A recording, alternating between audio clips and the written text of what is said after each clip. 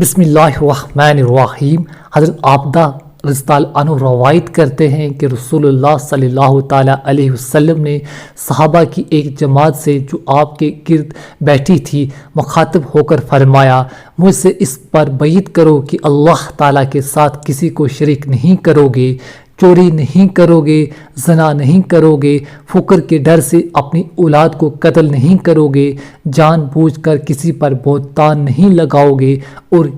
شرعی احکامات میں نافرمانی نہیں کرو گے۔ جو کوئی تم میں سے اس عہد کو پورا کرے گا اس کا اجر اللہ تعالیٰ کے ذمہ ہے، اور جو شخص شرک کے علاوہ ان میں سے کسی گناہ میں مبتلا ہو جائے اور پھر دنیا میں اس کو اس گناہ کی سزا مل جائے،